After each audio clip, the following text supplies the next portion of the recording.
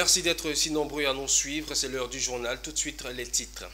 Le Forum Med-Pharma Africa 2025 a ouvert ses portes. Un événement rassemblant des acteurs clés du secteur médical et pharmaceutique. Le ministère de l'Environnement, du Développement durable et de la Transition écologique se donne les moyens de lutter contre les déchets. À cet effet, une rencontre a été initiée avec les structures concernées. Et l'Université de Bondoukou et l'Ordre national des architectes et urbanisme de Côte d'Ivoire font désormais chemin ensemble. On en saura davantage dans ce journal. Nous ouvrons ce journal avec de la santé. Ce jeudi 3 avril 2025, l'hôtel Novotel du Plateau a accueilli la 4e édition du Forum Med-Pharma Africa 2025, un événement organisé par Fair Concept Africa en collaboration avec la Chambre de commerce et d'industrie de Côte d'Ivoire. Ce forum, qui rassemble des acteurs clés du secteur médical et pharmaceutique, aura pour objectif de favoriser le transfert de savoir-faire et de renforcer les partenariats stratégiques en Afrique de l'Ouest. Michel Brault pour plus de détails. Le Forum Med-Pharma Africa 2025 a remis le couvert pour sa 4e édition dans la capitale économique ivoirienne. Ce rendez-vous médical a mobilisé des experts, des entrepreneurs et décideurs politiques pour discuter des défis perçus comme un levier stratégique pour le développement de l'industrie pharmaceutique. Cette tribune sera une opportunité de collaboration entre les pays de la région pour améliorer l'accès aux soins de santé et renforcer les capacités de production locale de médicaments. Étant de la diaspora allemande, on s'est dit qu'est-ce qu'on pouvait apporter à nos pays.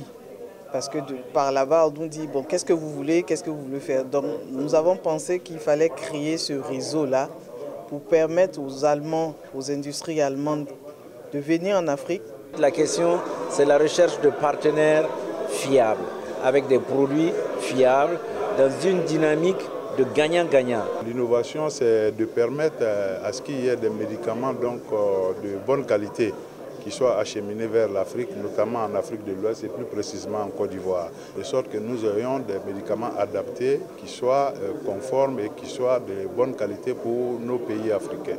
Le Forum Med-Pharma Africa 2025 se veut être un catalyseur pour le développement durable de la santé en Afrique avec des profits diversifiés. Depuis que nous avons mis en place ce partenariat, il faut dire que la disponibilité des examens de laboratoire s'est améliorée à 95%. Ce qu'il faut préciser ici, ça a concerné le domaine de l'hématologie. Voilà, donc pour les tests qu'on appelle communément la numération formule sanguine et aussi l'hémostase, voilà, qui s'est ajouté au cours des 2e et 3e conventions. Je trouve que c'est une très belle opportunité pour nous et je souhaite qu'à la fin qu'on puisse tirer tous les bénéfices de cette rencontre et puis bon, que ça puisse profiter au Burkina. Cette 4e édition du Med-Pharma Africa 2025 représente une étape importante dans la construction d'un écosystème médical et pharmaceutique solide en Afrique de l'Ouest. Grâce à une synergie d'action entre les différents acteurs, il est possible d'envisager un avenir où l'accès aux soins de santé de qualité sera renforcé. En marge de la foire du Made in Côte d'Ivoire, FORMCI 2025, le ministre du Commerce et de l'Industrie, Souleymane Diarra-Souba, a rencontré ce jeudi matin les acteurs du secteur privé au cours d'un petit déjeuner débat. Au menu des échanges, la compétitivité, l'innovation des entreprises ivoiriennes, un dialogue franc institué qui permet au chef du département de se prononcer sur un certain nombre de questions et préciser les efforts consentis par le gouvernement pour rendre le secteur privé plus compétitif et valoriser le Made in Côte d'Ivoire. Pierre Tebeu. C'est un petit déjeuner qui était ouvert à la presse, mais les chefs d'entreprise ont joué le rôle de journalistes. Un dialogue franc, secteur privé-État, en marge de la foire de Made in Côte d'Ivoire, en abrégé FORMCI. Autour du ministre du Commerce et de l'Industrie, différents chefs d'entreprise venus débattre de la question de la compétitivité et de l'innovation des entreprises afin de promouvoir le Made in Côte d'Ivoire. D'entrée de jeu, le ministre a tenu à relever les efforts du gouvernement à accompagner le secteur privé de Côte d'Ivoire à travers des réformes pour assainir l'environnement des affaires. L'État travaille à faire des réformes pour que notre environnement des affaires soit le plus propice à l'évolution des affaires et également aux activités du secteur privé. C'est-à-dire comment avoir un environnement des affaires qui permet déjà aux entreprises qui ont fait confiance à la Côte d'Ivoire de continuer de prospérer, d'investir dans leurs activités, de créer des emplois et travailler également à créer, à attirer des entreprises. Au-delà de ces informations, le ministre a répondu à un certain nombre d'interrogations du secteur privé, notamment la question relative à la politique industrielle. Et vous avez pu noter que la stratégie portant sur le développement d'une industrie textile-habillement a été effectivement adoptée déjà par le gouvernement, donc dont la mise en œuvre est en cours. Et la stratégie portant également sur le développement d'une industrie automobile a également déjà été adoptée par le gouvernement. Cependant, quelques difficultés demeurent et le ministre a reconnu que l'État compte les surmonter. Revenant sur le taux de pression fiscale, il a indiqué que l'État travaille à ce que les entreprises payent moins d'impôts en Côte d'Ivoire. La protection du Made in Côte d'Ivoire a été abordée lors de cet échange afin de protéger l'innovation des produits ivoiriens. Ce jeudi matin, le dialogue a été direct, franc, sans langue de bois. Les chefs d'entreprise ont souhaité que ce cadre soit régulier afin que le chef de département ministériel prenne connaissance davantage de toutes leurs préoccupations en temps réel. Autre information, du 2 au 5 avril 2025, la Chambre de commerce et de l'industrie de Côte d'Ivoire abrite un séminaire consacré aux femmes entrepreneurs. Un événement porté par des femmes expertises en Côte d'Ivoire qui, par ces journées, vise le développement du leadership des entreprises africaines par la résilience, la productivité et la diplomatie. Walter Kofi pour plus de précisions. Championne du monde dans la création d'entreprises avec un taux de 24%, la femme africaine détient les atouts pour propulser les entreprises du continent sur l'échiquier international. Une conviction portée par la structure Femmes Expertise qui, pendant 4 jours, organise un séminaire consacré à l'entrepreneuriat local et au leadership féminin. Au programme réseautage, formation et partenariat meubleront ces journées marquées par des ateliers et des conférences animées par des experts. Toutes femmes, quelle que soit leur éducation, sont amenées d'abord à passer par le processus des développements, donc des compétences. C'est tout à leur honneur, bien sûr, et bien sûr leur intérêt. Quelles que soient les initiatives, que ce soit en entreprise ou entrepreneuriale, en passant par ce développement des compétences, elles ont tout à contribuer donc non seulement au sein de leur, business. Les femmes africaines aujourd'hui sont championnes du monde de la création d'entreprises, elles ont une créativité et le continent a besoin de toutes les forces vives pour pouvoir se développer. Donc il se serait dommage que les entreprises ne profitent pas de la manne qui est au sein de leur structure, c'est-à-dire des femmes, pour leur mettre un cadre agréable pour qu'elles puissent épanouir leurs compétences. Le programme est soutenu par la Chambre de commerce et d'industrie de Côte d'Ivoire qui a offert son siège pour ces 4 jours de formation. Ses représentants ont profité de l'occasion pour rappeler la volonté de l'État de Côte d'Ivoire qui est de repositionner la femme dans les instances décisionnelles du pays. Les femmes sont engagées dans le processus et les prises de décision. Dans notre pays, il est souhaité que les femmes aient toute leur place à tous les niveaux de responsabilité et que leur présence au niveau décisionnel soit de moins 30%. La cérémonie s'est terminée par la visite de stands démontrant le potentiel du savoir-faire féminin local, rappelant que le séminaire se tient à la Chambre de commerce et d'industrie de Côte d'Ivoire du 2 au 4 avril à Abidjan-Plateau. Le secteur des déchets contribue à la triple crise planétaire des changements climatiques, de la perte de la biodiversité, la dégradation de la nature et de la pollution. C'est dans cette optique que le ministère de l'Environnement, du Développement durable et de la Transition écologique a réuni des structures s'intéressant à la transformation de ces déchets. Objectif, sensibiliser la population à la préservation de l'environnement. Nous témoigne Alani Toua. Le 30 mars de chaque année, le monde célèbre la journée internationale du zéro déchet. C'est dans ce contexte qui se tient depuis le 2 avril, la sensibilisation environnementale afin d'attirer l'attention sur les problèmes de pollution et de surconsommation en montrant comment les déchets peuvent être transformés en art. De tous les objectifs que le ministère s'est fixé, à savoir impliquer véritablement la jeunesse dans toutes les actions environnementales. Et à travers ce que je viens de découvrir au rez-de-chaussée de la tour A, inondée de tous ces tableaux faits à base de déchets, je considère que le message de monsieur le ministre Jacques Konan Assaoré vis-à-vis de la jeunesse a eu du répondant. Pour nous, l'art a une place primordiale et c'est pour cela qu'on a tout un département artistique qui héberge des artistes engagés. Ce sont des artistes qui créent des œuvres à partir des objets récupérés, dont le plastique, le textile, les bouchons de plastique. Je n'appelle pas ça déchets, ce sont des ressources qui sont maltraitées, donc on voit ça en déchets.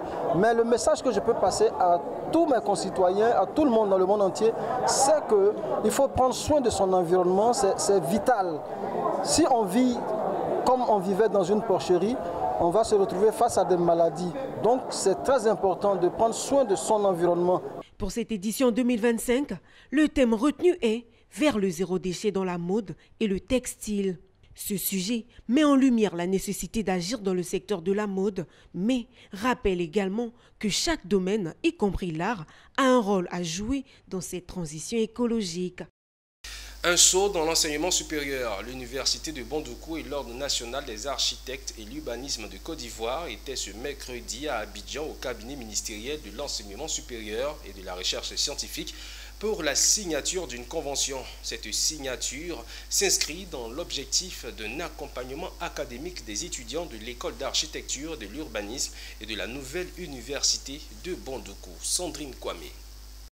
L'Université de Bondoukou, à travers son École nationale supérieure d'architecture et d'urbanisme, signe une double convention de partenariat avec l'Ordre national des architectes de Côte d'Ivoire. Cette signature vise à renforcer la formation des étudiants à la recherche et l'innovation dans les domaines de l'aménagement urbain, de l'architecture et de l'art. Cette collaboration permettra le partage de connaissances et d'expertise, puis l'accompagnement des étudiants, jeunes chercheurs et enseignants-chercheurs dans leurs projets de recherche. Elle va aussi répondre aux défis contemporains de l'urbanisation et de la construction durable. Avec ce partenariat avec l'école d'architecture de Bondoukou, avoir dès à présent une formation qualitative qui va nous permettre d'avoir des architectes très bien formés, très bien encadrés, mais qui vont venir et aussi permettre le développement de la Côte d'Ivoire, puisque nous avons un pays qui est en construction,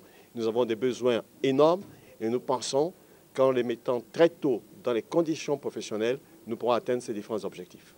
L'architecture est un métier passionnant mais complexe et former au métier d'architecte demande un maximum de sérieux, un maximum de concentration et il faut s'appuyer sur un retour d'expérience. Donc c'est tout naturellement que l'école d'architecture de Bondoukou se rapproche de l'école d'architecture d'Abidjan pour profiter de cette expérience et également profiter de l'expérience de l'Ordre des architectes. Cette signature de convention marquant la collaboration des deux écoles et l'Ordre national des architectes montre ainsi la vision d'une formation en partenariat comme un levier pour le développement durable. Le ministère de l'Enseignement technique, de la formation professionnelle et de l'apprentissage a lancé un atelier clé pour finaliser son cadre stratégique sectoriel dans le cadre du PND 2026-2030. Au cours de cette rencontre, le directeur du cabinet adjoint a souligné l'importance de cette démarche et a rappelé le rôle central du secteur de la transformation économique du pays. Charles Kouakou. Le ministère de l'Enseignement technique, de la formation professionnelle et de l'apprentissage a ouvert le mardi 1er avril 2025 à Yamoussoukro un atelier consacré à la finalisation de son cadre stratégique sectoriel dans le cadre du Plan national de développement PND 2026-2030. La rencontre qui a réuni les principaux acteurs du secteur vise à renforcer l'adéquation entre la formation professionnelle et les besoins du marché de l'emploi en Côte d'Ivoire. Afin de relever les défis identifiés lors des revues du PND 2021-2025, le ministère a développé deux programmes phares, à savoir l'Académie des talents ACT, l'école de la deuxième chance. Bon, le programme de l'école de la deuxième chance aujourd'hui est en train de susciter beaucoup d'engouement au niveau de la population ivoirienne parce que de plus en plus il est noté que ce programme-là permet d'adresser les préoccupations d'insertion des jeunes. L'Académie des talents, ça aussi c'est un programme important. Le ministre a pour ambition de faire en sorte que nos différents établissements puissent être des laboratoires de formation des jeunes talents. L'atelier à Yamoussoukro permettra aux participants d'analyser et de valider le cadre stratégique sectoriel, de définir les indicateurs de suivi pertinents, d'émettre des recommandations concrètes pour renforcer l'impact des actions prévues. Nous avons fait beaucoup de projets pilotes sur la période 2021-2025. Il est temps maintenant de passer à échelle. Et donc avec les différents services et directions concernés, nous allons travailler à définir les activités, les actions à mettre, ainsi que définir les réformes à faire pour pouvoir atteindre ces objectifs. Ces travaux seront déterminants pour faire du ministère de l'enseignement technique, de la formation professionnelle et de l'apprentissage un acteur clé de la compétitivité économique et de l'émergence du pays. Les participants sont donc invités à des échanges constructifs pour assurer une réussite de cette initiative nationale d'envergure. L'Observatoire de la qualité des services financiers de Côte d'Ivoire, en abrégé OQCF-CI, se rapproche des usagers. À cet effet, ses responsables ont lancé à Boaké une campagne de proximité dénommée OQCF-CI Tour 2025. Cette initiative vise à faire connaître les missions et outils de l'Observatoire afin de permettre aux consommateurs des services financiers de mieux s'approprier cet instrument destiné à renforcer l'inclusion financière. Nous témoigne Emmanuel Bonzo. Les pratiques dans le système financier font parfois l'objet de reproches de la part des usagers. Ces derniers dénoncent la longueur des procédures et du traitement des requêtes pour l'obtention d'un prêt ou d'un fonds auprès des structures et établissements financiers. Lorsqu'on demande, on va dire, des prêts financiers, des prêts bancaires, ils vont nous demander trop de paperasse qui, véritablement, nous demandons est-ce que nous pouvons fournir tous ces documents-là. En tant qu'individu, en tant que personne physique comme morale, nous rencontrons beaucoup de difficultés, beaucoup d'erreurs que les institutions financières nous font subir. Pour une meilleure appréhension du fonctionnement de l'écosystème financier, l'Observatoire de la qualité des services financiers de Côte d'Ivoire est en opération de proximité auprès des consommateurs. L'OQSF-CI a lancé à cet effet une campagne à Boaké avec pour objectif de vulgariser ses missions et ses outils de protection des consommateurs et aussi permettre l'amélioration des prestations des institutions financières. De façon générale, l'Ivoirien général se méfie des services financiers. Et l'OQSF veut dire à l'Ivoirien en général que l'État de Côte d'Ivoire a décidé de mettre à leur disposition un observatoire pour les accompagner afin qu'ils n'aient plus peur de consommer les services financiers. En qualité de président du conseil d'orientation de l'OQSF, le directeur général du Trésor et de la comptabilité publique a demandé aux populations d'accorder un intérêt à cette campagne pour avoir une bonne éducation financière.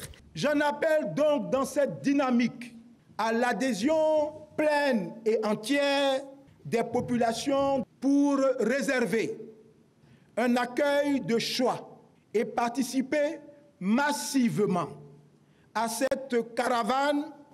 Ainsi, du 28 mars au 11 septembre 2025, l'Observatoire de la qualité des services financiers va sillonner l'ensemble des 14 districts et des 31 régions du pays pour sensibiliser et établir une confiance des populations à une meilleure compréhension des systèmes financiers.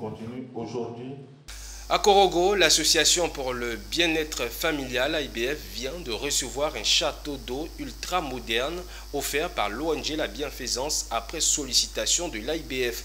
Ce château d'eau vient mettre définitivement fin aux problèmes d'eau dans ce centre de santé au grand bonheur des patients et personnels.